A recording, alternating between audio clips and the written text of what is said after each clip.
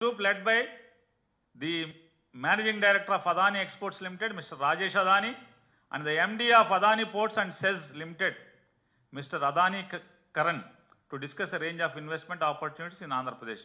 Their presentation, ఇది గొప్పగా అద్భుతం, ఆహా ఓహో, అదానీ వాళ్ళు వచ్చారు, మాతో మాట్లాడారు. అసలు అదానీ వాళ్ళు అంతటోళ్ళు మాతో వచ్చి వ్యాపారం పెడతామని ఆంధ్రప్రదేశ్లో అంటాం, ఆహా ఓహో అని రాస్తారు. కింద అదానీ భారీ పెట్టుబడులు, రాష్ట్రంలో పోర్టులు, మైనింగు, ఐటీ, పర్యాటకం, ఆర్టిఫిషియల్ ఇంటెలిజెన్స్ వంటి రంగాల్లో అదానీ వ్యాపారం మొదలు పెడతారు ఆంధ్రప్రదేశ్లో. అమరావతి ఇన్నర్ రింగ్ రోడ్ నిర్మాణానికి సంసిద్ధత, ముఖ్యమంత్రి చంద్రబాబుతో అదానీ గ్రూప్ ప్రతినిధులు భేటీ, ఆహా ఓహో వ్యాపారం. కృష్ణపట్నం, గంగవరం పోర్టులు కూడా బాగా విస్తరిస్తారు. రామోజీరావు గారి అబ్బాయి ఒక్కసారి వెనక్కి తిప్పితే కాగితం జగన్మోహన్ రెడ్డి గారు ఉన్నప్పుడు అదానీ వాళ్ళు వచ్చి కలిస్తే ఏం రాశారు చూడండి ఒకసారి. బొగ్గు టెండరు అదానీకే, అదానీ కోసం అడ్డగోలుగా ఎడ్డింగ్లు. అదానీ అయితే ఓకే, మరి ఇక్కడ ఎవడో బాబాయ్, ఈ బాబాయ్ ఎవడో? జగన్ గారు ఉన్నప్పుడు అయితేనేమో మీకు చేదు, విషం చిమ్ముతారు. అదే అదానీ వాళ్ళు ఇప్పుడు వస్తే ఆహా ఓహో. ఇంకోటి ఏదో ఉంది, లోకేష్ గారు, ఈ బాబాయిలు అందరూ కలిశారు, వీళ్ళందరూ ఏంటిది, దీని అద్భుతం అని రాశారు. ఇది ఎప్పుడుది? ఇది 2014 డేటా సెంటర్, 2014-19 మధ్యలో డేటా సెంటర్. మళ్ళీ కొత్తది డేటా ఏపీకే, అదే అదానీ. వీళ్ళు రాస్తారు, అదానీ సంస్థల చైర్మన్ గౌతమ్ అదానీతో ఐటీ ఎలక్ట్రానిక్స్ శాఖల మంత్రి లోకేష్ ఏపీలో పెట్టుబడులు కట్టుబడ్డాం. కొంచెం కూడా సిగ్గుపడరు. అరే అప్పుడు అలా రాశామే, ఇప్పుడు ఇలా రాయిచ్చా, రాస్తే ఏమని అనుకుంటారేమని. ఎవడేమనుకుంటే నాకేంటి, సిగ్గిడి చేశాం. విశాఖలో క్లౌడ్ సిటీ,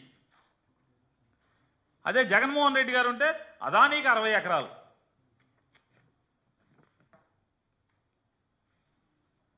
ఈ పాపాలు ఎట్లా ఉంటే వాళ్ళు చెప్తారు.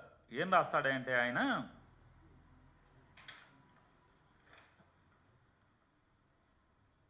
జగన్మోహన్ రెడ్డి గారు, ఏది ఈనాడు పేపర్ ఇదా,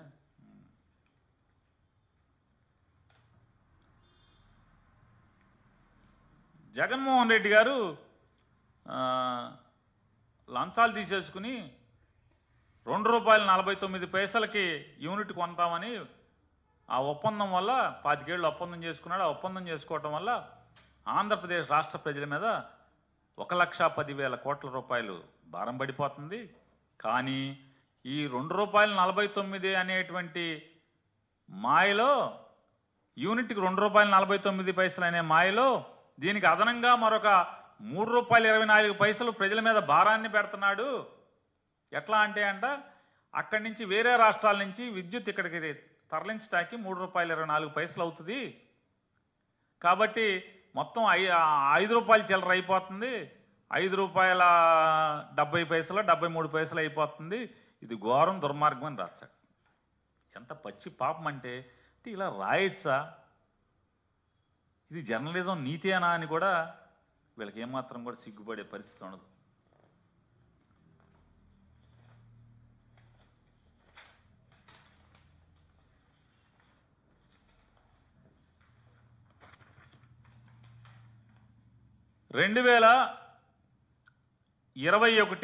జనవరి 15 కేంద్ర ప్రభుత్వం విద్యుత్ శాఖ ఒక జీవో ఇచ్చింది. ఏమని? waiver of interstate transmission charges and losses on transmission of electricity generated from solar and wind sources of energy.